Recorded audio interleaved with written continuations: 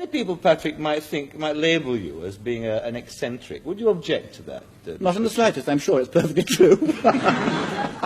Is it a condition that you approve of?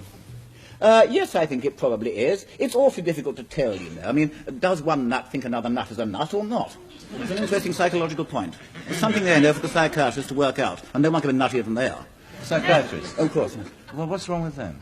What isn't wrong with them, as far as I can see? I have never yet met a psychiatrist who isn't nuttier than several fruit cakes. I may have been unlucky, you understand, but that's merely I can only speak as I find. But how do you feel, Patrick, how do you feel about other real eccentrics? I mean, you are, I would say, you're genuine, mild English eccentric, and delightful for it, and God bless you for it. There aren't enough of you around. But what about the real eccentrics, the flat earthers and the people like that? I mean, how do you feel about that? I have the very greatest sympathy for them, I may say. And after all, don't forget, many, many years ago, there was a man named Copernicus. And Copernicus said, the sun does not go round the earth goes round the sun. And everyone said he was a crank. But of course, the earth does go round the sun, at least I think it does. How can one tell? Yes, I have every great sympathy for what I call the independent thinker. And I say I would hate to see them vanish from the earth. Oh, the flat earthers, the hollow globers, the coal sunners, the astrologers, the flying sorcerers. I think it's a jolly good thing. But Patrick, the fact of the matter is that the earth is not flat. How do you know?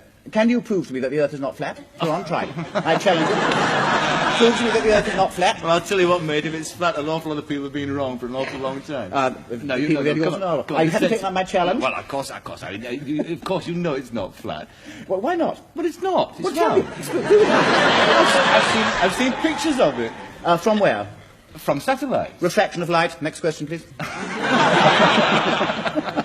What about people who say they've seen Martians and people like that?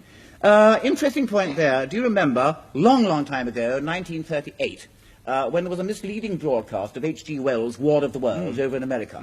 And people thought the Earth had been invaded by Martians. And people, actually rang up to say they'd seen the Martians and their heat rays and their fighting machines. Yes. Very interesting indeed. And I'm sure this accounts for quite a lot of flying saucers. Yes, you mean that people would like to imagine that they've seen them? Well, I don't know whether you really want to imagine Martians with heat rays. I certainly don't.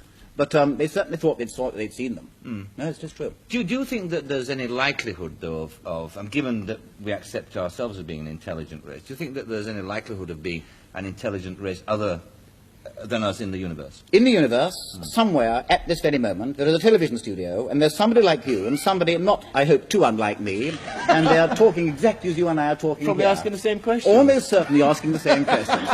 But of course they are a jolly long way away, and I don't think they're going to come and see us tonight. At least I rather hope they would, you know. Do you really believe that? Yes, I do. You do?